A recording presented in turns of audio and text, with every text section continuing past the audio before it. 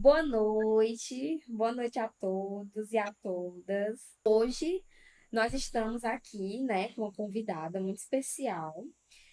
Ela vai fazer, né, aí a abertura dessa nossa série de diálogos sobre a política de assistência social, tá? A gente vai ter aí alguns momentos de fala de outros profissionais, tá? Então, esses debates eles vão acontecer na segunda-feira, tá?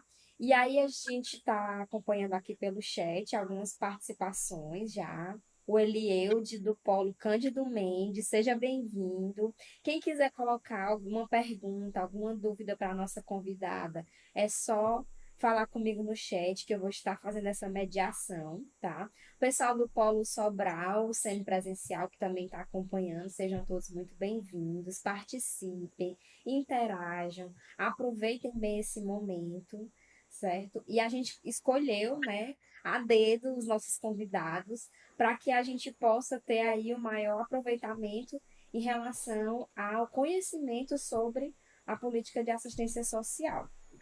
E hoje, né, nós temos como convidada a Isabel Alves, que ela é assistente social da política de assistência social de Forquilha, aqui no Ceará. Hoje ela vai compartilhar com a gente um pouquinho da experiência dela, né, como uma profissional atuante nessa política. Se vocês tiverem alguma dúvida, né, vocês coloquem no chat que eu vou repassar para ela. E a Isabel é uma querida, né, nossa, é uma profissional que a gente admira muito, né, eu, professora Elane, e ela é egressa do Uninta, então nós também convidamos, né, profissionais que são egressos do Uninta, para a gente é muito importante continuar, né, com esses contatos com esses alunos, né. Então, a gente vai agora passar a palavra para a Isabel, aí ela vai se apresentar melhor para vocês. E se tiverem alguma dúvida, vão colocando aqui no chat que eu estou passando para ela, tá? Isabel, é com você. Boa noite, né? Boa noite a todas e a todas. Quero agradecer o convite, não é, da nossa professora querida também, Thalícia. E é um prazer imenso compartilhar esses momentos, principalmente quando se está na graduação, que o momento é agora de explorar, não é? De tirar todas as dúvidas e porque a nossa profissão ela é uma profissão que ela não é engessada. A gente sempre, mesmo depois de formado, a gente vai ter que estar se atualizando todos os dias, não é? Me chamo Isabel Alves, eu sou egressa do UNITA, não é? Sou especialista em políticas públicas. Hoje eu estou como técnica da assistência na Prefeitura de Forquilha, eu sou técnica do CRAS, né, que é o Centro de Referência da Assistência Social. E vou falar um pouco da minha trajetória, vocês ficam à vontade para tirar dúvidas, né, algumas... vamos interagir, né, o pessoal do chat, a nossa professora Thalícia vai estar fazendo essa mediação. Então, vamos começar, não é? O CRAS, como é que ele se situa na nossa política, né, de assistência? O CRAS, ele está situado na nossa proteção básica. A gente costuma falar, se torna uma frase um pouco clichê e, ao mesmo tempo, não tem como citar ele, que o CRAS ele vai ser a porta de entrada de muitas políticas e de todas as demandas que chegam para assistência. Por quê? Porque na cidade, todo mundo conhece o CRAS, né? Todo mundo já precisou do CRAS, não só as pessoas que são o nosso público-alvo, mas a cidade em si, né? Como é que está dividida essa política, na nossa política? Por que se faz da proteção social básica, não tem como eu falar da especial. Por quê? Porque a básica, o que é a nossa proteção social básica, onde o CRAS está, né? Ele está situado na proteção básica, que ele visa a prevenção, o fortalecimento dos vínculos. A gente trabalha com o nosso público para que esse público não seja violado, que nossas crianças e adolescentes sintam-se pertencentes ao meio, né, que desenvolva a questão da sociedade, da cidadania, do ser cidadão. Ele vai proteger a família, né? Ele vai trabalhar na proteção básica porque ele está na questão da prevenção. E a especial, não ligue para... O que é especial? A especial, esses vínculos já foram rompidos, né? Quando se trata, quando se fala de especial, em médio, alto, e o que é que a gente tem hoje aqui na minha realidade, a nossa realidade que é Forquilha, né? A gente tem o CRAS e também temos o CREAS, que o CREAS está na especial. Toda cidade tem CREAS? Não. Infelizmente, no Brasil, toda cidade tem CRAS, mas CREAS não. Porque, em outro momento, né, a professora Thaís vai chamar alguém para falar mais sobre CREAS. Por quê? Porque demanda a questão de quantidade de habitantes, as questões sociais que tem naquela cidade, naquele município. E quais são as demandas, né, do CRAS? Como o CRAS visa a questão da proteção social básica, o público-alvo, o que move o CRAS? Vocês já ouviram falar, não sei se já ouviram, né? A questão PAIF e o que é o PAIF, né? O CRAS é o estado físico, é o equipamento físico. E o PAIF, ele é o programa de atenção integral à família. Toda família que adentra o CRAS, que ela vai ser acompanhada por algum motivo, se for encaminhada de outra política, a gente vai inserir ela no PAIF. Porque o PAIF, o PAIF ele vai atender, além daquele atendimento básico, né? E como é que acontece esse atendimento? Nós recebemos uma demanda, um estudo de caso de uma família que tem um idoso sendo negligenciado, né? A gente tem um grupo de idosos no CRAS, que está no Serviço de Convivência e Fortalecimento de Vínculos. Só que ao visitar essa família, o profissional, né, de serviço social, assistente social, ele vai se situar através do seu olhar, da sua vivência, né, de todas as nossas técnicas, que aquela família vai além do que aquele idoso, né? Vai ter uma criança que ela pode estar em risco, vai ter uma mulher que supostamente possa estar passando por uma violência. Então, essa família ela começa a ser acompanhada pelo CRAS, inserida no PAIF. E a gente vai sentar com essa família e vai traçar um plano de acompanhamento, né? Com todos os encaminhamentos na qual aquela família necessita naquele momento, que é para reestruturar, fazer aquela reestruturação dos vínculos e o fortalecimento daqueles vínculos. Para aqueles vínculos, eles estão fragilizados, mas eles não estão rompidos ainda. E toda uma equipe vai trabalhar, né? O CRAS é composto por quantos profissionais? Na equipe do CRAS, pela NOB, né, que é a nossa norma operacional básica, né, que é a nossa lei, os técnicos vão estar inseridos. Hoje a gente conta com 2 assistentes sociais e uma psicóloga.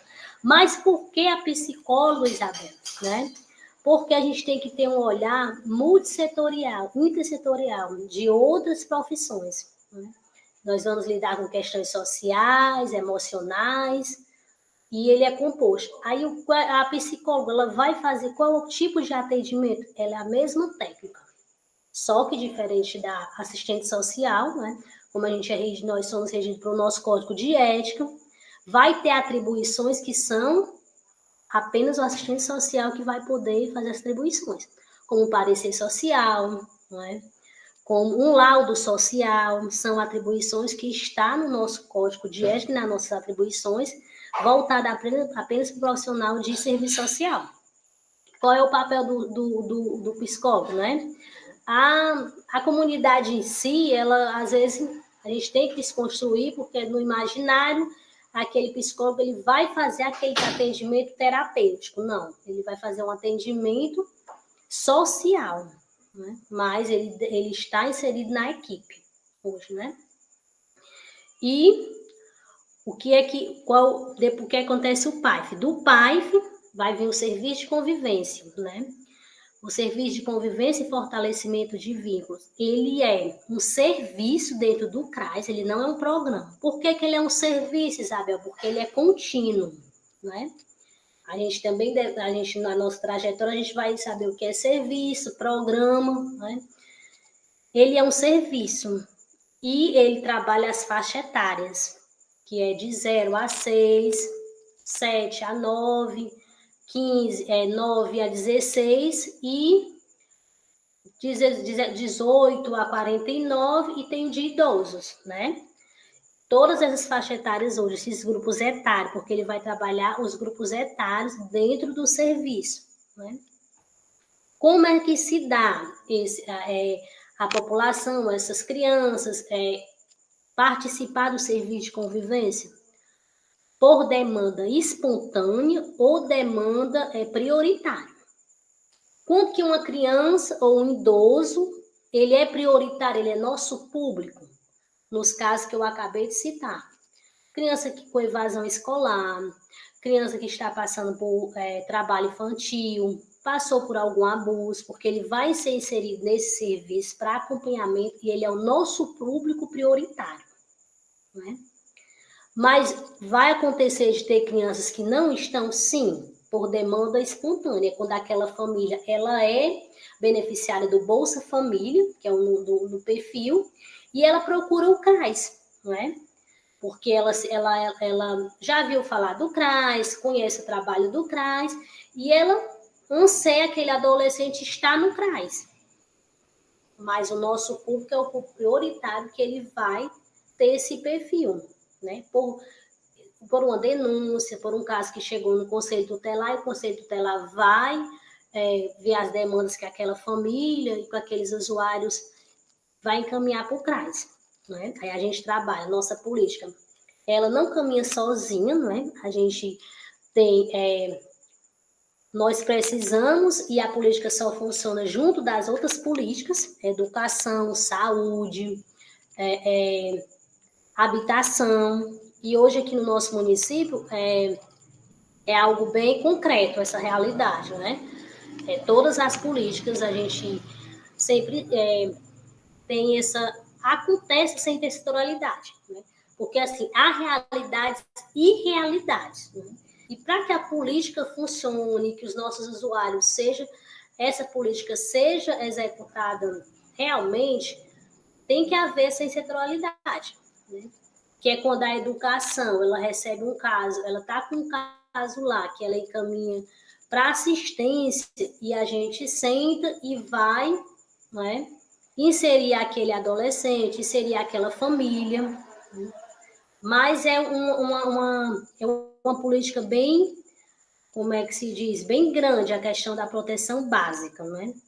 Quais são os carros-chefe hoje? O que é que funciona no CRAS? A gente tem mais hoje no nosso, se falando de estado, né? Hoje nós no estado do Ceará nós temos 2 programas que não é a nível federal, é a nível de estado, que é o Mais Infância e o Ceará Sem Fome, que ele também faz parte, está dentro do CRAS. Por quê, Isabel? Porque o Mais Infância, ele visa a questão da primeira infância, que ele é um cartão que as famílias recebem, tem um perfil para essas famílias estar recebendo, né, esse cartão, que é de R$ 100, que é para famílias que têm criança de 0 a 6 anos, tem uma renda per capita até R$ 89 no seu cadastro único. E essa família recebe um cartão que todos os meses ela saca R$ 100. Mais Infância do Estado do Ceará. O Ceará Sem Fome, ele nasce no final do ano passado, não é? Ele é um programa de segurança alimentar, que ele também vem vários programas dentro dele. Vai entrar agricultura familiar, as cozinhas solidárias, né? E o cartão. Esse cartão também tem um perfil. Para a família estar nesse cartão, a RF que a gente chama, que a responsável familiar tem que ser mulher. Essa RF, ela não ter o ensino médio completo. E essa família também, na sua composição, ela tem criança de 0 a 6 anos. Esse cartão é R$ 300 que a família vai poder comprar, né? E cada cidade houve uma licitação para os mercados, né? Mercadinhos, mercantil. Eles participaram de uma licitação perante o governo do estado para poder fornecer essas mercadorias, né? Que visa R$ 300 só de mercadoria, que todos os meses aquela família vai lá, passa o cartão e vai comprar aquela mercadoria que é para o nosso estado. Por que isso? Porque, infelizmente, houve um regresso, né, que o nosso estado voltou a aparecer no mapa da fome. E com esse programa, há 6 meses atrás, que foi lançado, notou-se, né, viu que foi muito bom. Ele ia ser só até dezembro, mas aí o governador decidiu que ele e o estado poderia arcar mais um tempo, e ele hoje tem um programa. Ele faz parte também da agricultura familiar, porque as cozinhas solidárias, em parceria com as Caritas, ela também ela fornece a mercadoria, os legumes que são feitas, essas quentinhas que também são distribuídas para as famílias que estão inseridas nele. E todos esses programas hoje, ele está dentro do CRAS. Vem o Criança Feliz, outro também que é muito conhecido. Criança Feliz, ele era um programa, né, e ele está passando por um reordenamento para ele ser um serviço. Né? Ele nasce também há alguns anos, aí já está com 3, 4 anos, né, de programa. O Criança Feliz, ele é composto por visitadoras sociais, tem um supervisor, um coordenador, e ele trabalha também a questão da primeira infância e do cuidado na primeira infância. Ele desenvolve atividades junto aos cuidadores. Quem são esses cuidadores? É só a mãe? Não. Muitas das vezes pode ser a avó, um tio, uma tia, né, que fica com essa criança. E ele também ele agora ele era um programa, e ele agora vai passar a ser um serviço. O que é que muda, Isabel? Muda muita coisa, porque até ele ser um programa, ele poderia acabar hoje, amanhã, né? E ele está dentro do CRAS também, mas entre aspas. A partir do reordenamento, ele passa a fazer parte da equipe do CRAS e ele passa a ser um serviço, né? Contínuo, que não é mais um programa. E hoje também outra coisa muito interessante que eu gosto muito de multiplicar essa questão é que hoje os CRAs também eles são responsáveis na questão de dar entrada em BPC, né? Houve uma parceria junto ao INSS, as prefeituras e a política de assistência, hoje os CRAs, eles também atuam nessa. E por que eu gosto de falar, multiplicar? Por quê? Porque o nosso público, quando o nosso público ele tem essa informação que se o idoso com 65 anos, que não tem como se prover, ele inteirou 65 anos, ele quer dar entrada no seu benefício, ele pode se dirigir a qualquer CRAS no Brasil e dar essa entrada e ser beneficiado. Quando esse idoso ele não procura o equipamento em si, o CRAS, ele desconhece essa informação, esse idoso que era para sair do nosso público, né, que ele até então era vulnerável, ele acaba voltando, né, porque ele vai procurar outro serviço que vai ser pago e não vai usufruir do direito em si. E muitas das vezes a população até brinca, eu digo assim, para onde que eu vou? Eu falo da questão do BPC. Mas sempre vai chegar algum usuário que não sabia dessa informação, né? O INSS hoje também dá entrada, mas devido a todos, não é mais como antigamente, não é que você chega, ele também pode dar entrada, mas nós também estamos, não é? Fazemos também, hoje o BPC está dentro, porque ele também é o nosso público, ele também é o nosso público que nós atendemos e acompanhamos. Tem alguma pergunta? Tudo ok? Muito bom, Bel, tudo que você está colocando aqui para a gente. A gente tem uma pergunta aqui. Primeiro, a gente tem muitas participações, né, aqui. Estou muito Ótimo. feliz com a interação de todo mundo. Nós temos aqui a Joelma, Margarete, lá de Cândido Mendes, Leonete, Ana Larice. A Joelma está falando de Zé Doca no Maranhão, Lucimar de Cândido Olha, Mendes, Gleice Kelly, Ana Lúcia, lá do Castelo do Piauí. A Gleice Kelly é de Zé Doca também. A Ana Larissa está no Polo Sobral, Maria no Polo Castelo do Piauí, muita gente aqui participando. E a gente Que tem uma bom, né? pergunta, tá bombando, viu? A gente tem aqui uma Ótimo. pergunta da Margarete. E aí, assim, se você quiser responder agora, você responde, senão a gente deixa para o final, Pronto, né? A pergunta dela é qual é a relação entre a política social e o serviço social? A Margarete que está em Cândido Mendes.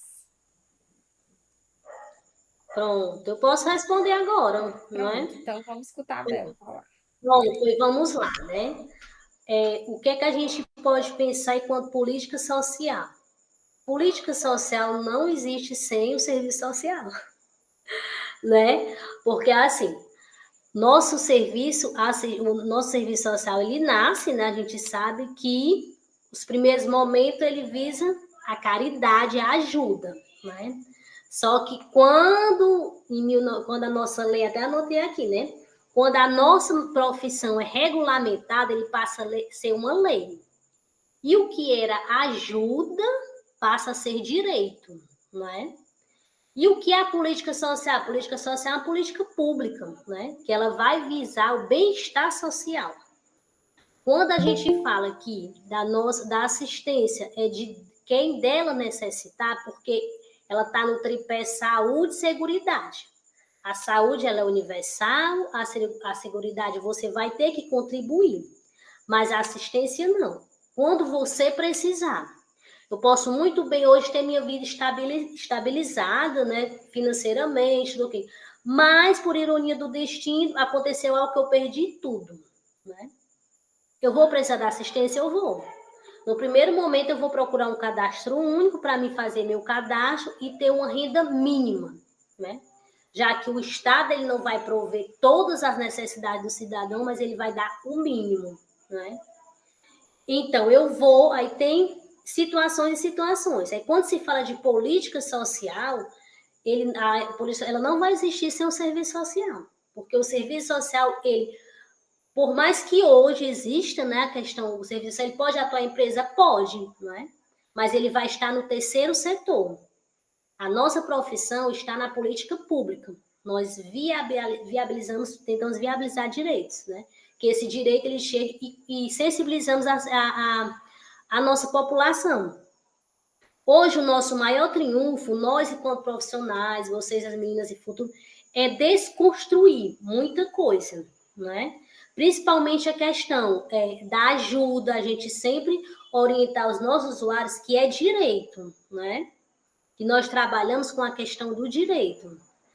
Tirar a questão da ajuda, muitos termos que a gente com o tempo vai tendo que desconstruir, reconstruir, todo dia a desconstrução e aquela construção. Mas sempre visar, por isso que é importante, nossas leituras, a gente sempre traz de olho o nosso código de ética, não é? Porque está sempre mudando, não é? Toda hora nossa política ela não. Por quê? Porque nós trabalhamos com realidades e questões sociais muito diferentes. Né? O que pode ser a minha realidade hoje, aqui na nossa realidade, funcionar, na realidade da colega do município vizinho não funcionar tão bem. Então, a gente vai ter que se adaptar. O usuário ele não vai se adaptar. É nós, enquanto profissional, enquanto política pública, que vai ter que se adaptar àquela realidade. Né? Acho que respondi. Deu legal, né? Tem mais alguma outra? Por enquanto, não. Por enquanto, só essa Bom, pergunta. Eu acredito que ela respondeu, né, Margarete? Você dá uma sinalizada para a gente aqui no chat, para a gente saber se contemplou.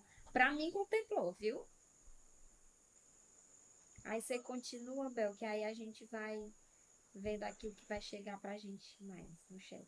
pronto, vamos continuar, né? Então, concluindo aqui, né, quais são as políticas quais são os serviços, né, o CRAS, quando se fala de CRAS, vamos recapitular a aula, PAIF, Serviço de Convivência, né?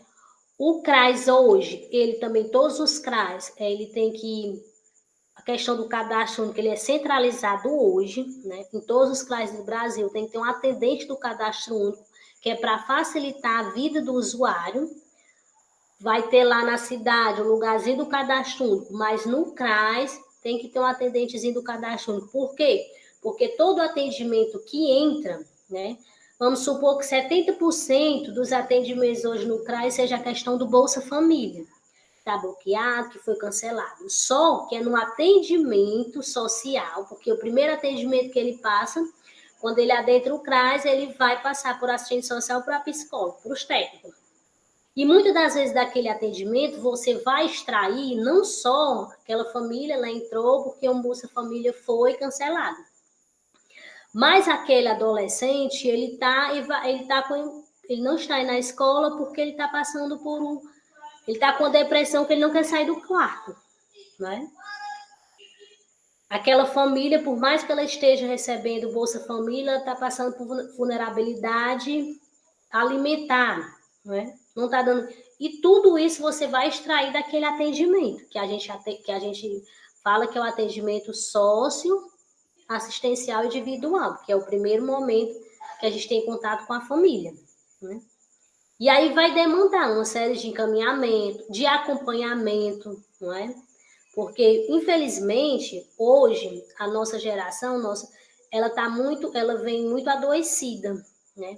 E querendo ou não, a questão financeira, né? Ela vai penetrar todas as outras áreas da vida, né? Daquela família, né? Ela vai violentar todas, e essa família, ela muitas das vezes chega muito vulnerável nessa questão. E é daí, desse primeiro atendimento, né, que a gente vai extrair um acompanhamento, que essa família vai ser inserida no PAI, que a gente vai fazer um acompanhamento mais próximo. Aí vai ter todas as famílias que vai ser colocar acompanhamento? Não, nem todas, né? Só as que a gente, naquele momento ali, naquela percepção enquanto profissional, que aquela família ela precisa de um acompanhamento para ela sair, a gente tentar contornar aquela situação, né? Para ela começar a usufruir dos direitos da questão, não é? Mas vai adentrar várias outras questões, né? Desde a violência doméstica, como a negligência, como as questões sociais, emocionais. Esse primeiro atendimento é que a gente vai ter que ter uma escuta, trabalhar a nossa escuta, trabalhar a nossa sensibilidade, não é, também, porque a gente precisa de profissionais humanizados, né? Muito humanizados. Porque apesar de, querendo ou não, sem romantizar, porque assim, a nossa profissão, claro que ela está já à frente, a gente já conseguiu, apesar de tudo, é uma categoria unida, né? Porque a gente já conseguiu uns feitos que outras categorias não conseguiram, exemplo das 30 horas, mas ela é uma profissão que a gente tem que ter eu sempre falo que existe uma Isabel antes do serviço social e uma Isabel após. Porque você passa, querendo ou não, você vai fazer a diferença na vida do outro, né? Muitas das vezes eu brinco que... Por quê? Porque nós estamos na ponta. Nós estamos ali mesmo na realidade. A gente, todos os dias eu falo que eu preciso... Não tem nem como eu estar na bolha. Porque os meus atendimentos, as visitas domiciliares, não faz eu ficar na bolha, né? E são questões, são questões que não estão inseridas hoje, que vai entrar a questão da violência, né? Não só a realidade hoje, não se fala mais, uma cidadezinha do interior, é diferente, não. Todas as realidades hoje estão muito, muito parecidas, né? E contemplei a questão de dos programas, né? Mais infância, Ceará sem fome. Pronto, vamos lá.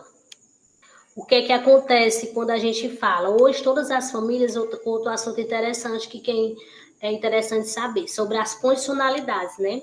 Todas as famílias hoje que ela recebe Bolsa Família, ela precisa cumprir com algumas condicionalidades, né? E o que são as condicionalidades, Ana? Saúde e educação. As crianças precisam estar vacinadas e na escola. E quando essa criança ela tem um tanto de falta que o sistema, porque a escola hoje também ela tem um sistema que ela vai cruzar os dados. Essa família ela recebe uma advertência, uma suspensão, um bloqueio.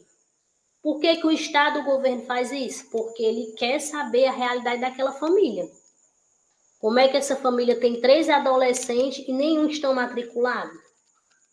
É aí onde a gente vai, essa família, a partir do momento que esse benefício é bloqueado, essa família vai procurar o CRAS e a gente vai entender que contexto esses adolescentes estão, essas crianças estão e essa família está.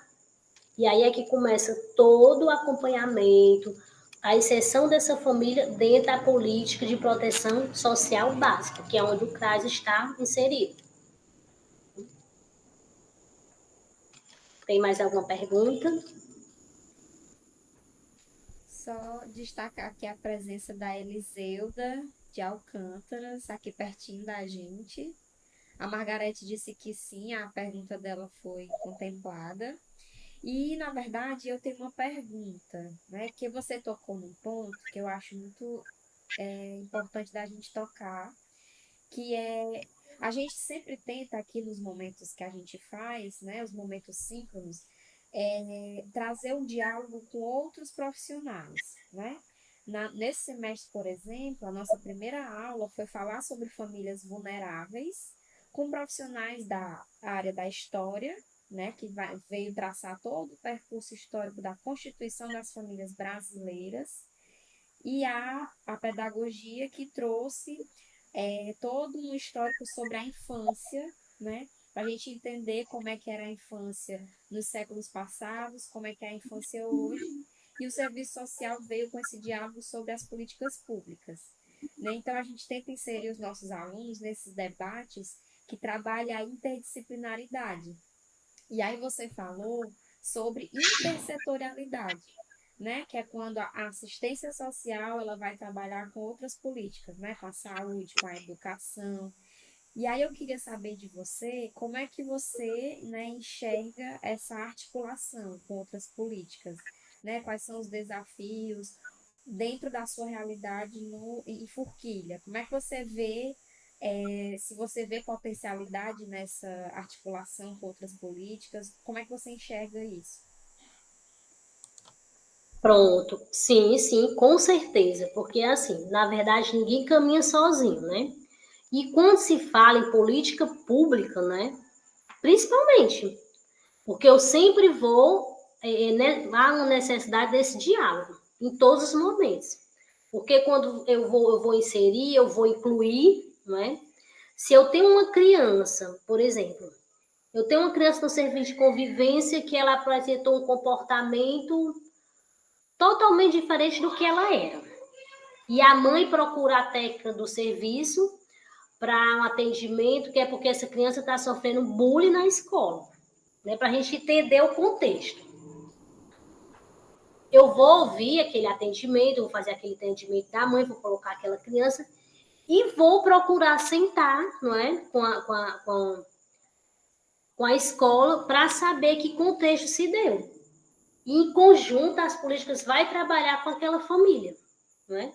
Dentre outros, dentro da questão da evasão, dentro da questão da violência, não é? E não só a assistência com a educação, como com a saúde, não é? A gente, nos territórios hoje, o CRAS, ele tem uma parceria aqui na nossa realidade, na minha realidade que é Forquilha, a gente tem uma parceria muito grande quando se fala em saúde com as ACS, que é as agências de saúde, que elas estão dentro dos territórios, não é? A gente tem uma parceria muito forte, a gente tem uma parceria também com a educação. Eu vejo muita potencialidade. Claro que vai em algum momento, em algum caso ali mais sensível, pode rolar alguma discrepância, né? Sobre os olhares profissionais. No entanto, essa potencialidade ela deve existir, né?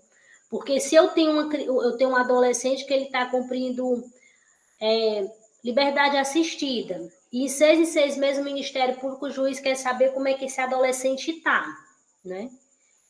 Esse adolescente ele não está podendo ir para a escola porque ele não pode ir para outro território.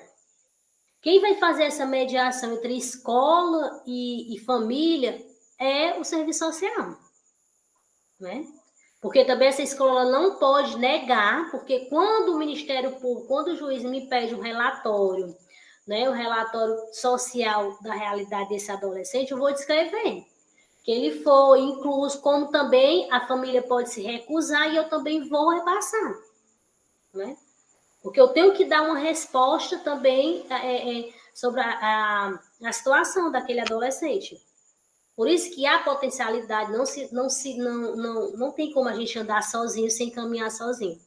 E aqui, graças a Deus, a gente tem olhado, a gente tem nossa secretaria, que é a SDS, né, ela tem uma potência de profissionais capacitados, humanizados, né, que faz a coisa acontecer. E faz a diferença? Faz, né? Faz muita diferença. Eu lembro, faz muita diferença, porque você não é a questão de trabalhar por amor, e sim por compromisso, não é? Você ter compromisso com o seu fazer profissional. E quando eu falo da nossa profissão, nós temos que ter, porque a gente, todos os dias, nós atravessamos a vida do outro, né? Todos os dias, porque assim, é bem peculiar, é bem delicado, né? São questões muito delicadas, né? E é do cotidiano. A gente não pode. Eu até brincando com uma amiga minha que ela foi para a saúde, né? Eu até disse para ela assim: amiga, mas tu não vai fugir das realidades, porque não tem como fugir. Todas as questões na qual o serviço social, com as agentes sociais, que a gente vai lidar, vai trabalhar, no nosso fazer profissional, elas são tudo interligadas. Porque você vai perguntar assim, Isabel, não chega alguém, por exemplo, eu já tive usuário que deu crise de ansiedade eu fazendo um atendimento, que eu tive que ficar 60 minutos fazendo esse atendimento, além do, não de psicólogo, né, mas um atendimento porque aquela pessoa procurou, né? Como também tive a gente tem outros casos que vai acontecer, uma criança está sendo violentada, abusada, ela não vai ter coragem de falar para a família, ela não vai ter coragem de chegar na escola, mas ela chega no CRAS e conta para a orientadora, né? E a gente, não é que vem aí outra que é a questão da escuta protegida, que a gente vai ter que intervir, não é? Nessa questão, que a gente não vai poder fechar os olhos. Como também eu vou ter criança que vai adentrar o serviço, que ela não é público prioritário, mas numa rodinha de conversa a orientadora descobre que a mãe está sofrendo violência na frente daquela criança. Quer dizer que não é porque a gente trabalha só com prevenção que a gente não vai ver outros casos, que não vai ter outras demandas, não é? Porque é assim que funciona. A realidade é essa, não é? Mas eu vejo muita potencialidade e é de extrema importância essa questão da intersetorialidade, quando se trata de política pública, porque a coisa só funciona se for assim, né? Se não houver essa questão, esse olhar, né, esse fazer profissional com compromisso, aí não anda, né? A coisa ali fica emperrada. Né? Sim, sim. Vamos só aqui destacar a presença do Renato. Renato dando boa noite aqui para Isabel. Tá aqui em Sobral, ele acompanhando a gente. Renato é uma potência, viu? Renato Pereira. Renato é supervisor do programa Criança Feliz aqui em Forquilha, Olha viu? só. Potência mesmo. O Criança Feliz, ele é um programa riquíssimo, né? Ele conta, eu já falei, mas vou repetir, ele trabalha a questão da primeira infância, né? Que é a questão do cuidado, porque a gente sabe que a primeira infância ela vai desde a nossa concepção até os primeiros 6 anos de vida.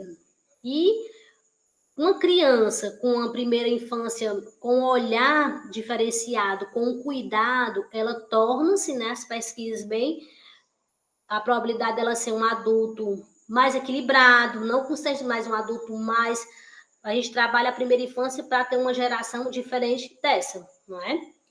A comunicação não violenta, ele vai trabalhar N fatores na questão do cuidado, não é? E Renato é nosso supervisor aqui em Forquilha, faz um trabalho há 10 anos. Se quiser falar da primeira infância, pode chamar ele, Thalícia, Olha viu? aí, que bom. Já fica o convite, viu, Renato? Para você vir aqui falar sobre o Criança Feliz. Nós estamos de portas abertas, viu?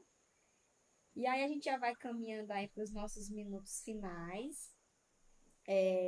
Gostaria de agradecer, né? Primeiro, agradecer a Isabel pela disponibilidade dela em participar desse momento com vocês. né? Assim que eu a convidei, ela já topou na hora. Então, assim, fiquei muito feliz com a participação dela. Sei que vocês, né, com certeza se sentiram contemplados com a fala dela. Gostaria de agradecer a quem conseguiu participar desse momento, né? Esse momento ele vai ficar disponível na plataforma dos eventos virtuais do Uninta. Então, já multipliquem aí para os colegas. Quem não conseguiu assistir, vai estar lá disponível para quem puder assistir depois, né? Não vão se arrepender de assistir. E eu gostaria de agradecer, né, a Isabel pela disponibilidade dela, por ela ter compartilhado com a gente um pouquinho da realidade dela. Dizer que as portas estão abertas também para outros momentos, né? Que eu vou chamá-la mais vezes. Eu espero que ela tope, porque por mim eu ficaria a noite toda ouvindo ela, né? Que eu acho ela incrível, faz um trabalho maravilhoso em Forquilha. E você quer dizer alguma coisa, Isabel? E eu quero agradecer o momento, né, também. Eu me sinto também muito, porque, assim, nossa profissão, a gente tem que compartilhar conhecimento, é uma coisa que mexe, que eu gosto, né, a gente, é muito interessante, principalmente a gente está formando, você enquanto professor, está formando novos profissionais que vão estar aí daqui uns dias no campo profissional, no fazer profissional, e aí a nossa profissão é uma profissão de luta, né? Não é uma profissão que a gente tem que regaçar as mangas mesmo, a gente tem que desconstruir. E foi um prazer, né? Demais participar desse momento. A gente também queria só enfatizar que a gente também aqui já recebi vários estagiários aí do NITA. A gente também sempre recebe estagiários, né? Para fazer estágio aqui no nosso CRAS. E só gratidão mesmo por esse momento, por essa troca, né? Que também é um prazer estar com você. Ele admiro, a reciprocidade é a mesma, né? Enquanto profissional, enquanto ser humano, né? E é isso. Então, gente, a gente vai ficando por aqui hoje, né? Em breve teremos a nossa parte 2, né, dos nossos diálogos sobre a política de assistência social. Nós iremos encaminhar para os polos de vocês, para que vocês possam ficar por dentro, né, de todas as etapas, né, dessa série, quem serão os nossos próximos convidados. Mais uma vez agradecer a Isabel, né? Estou me sentindo muito contemplada com a sua fala, né? Não me arrependo nem um pouco de ter lhe chamado, porque eu sabia que ia ser da forma que foi. Maravilhoso, né? Então, muito obrigada a todos.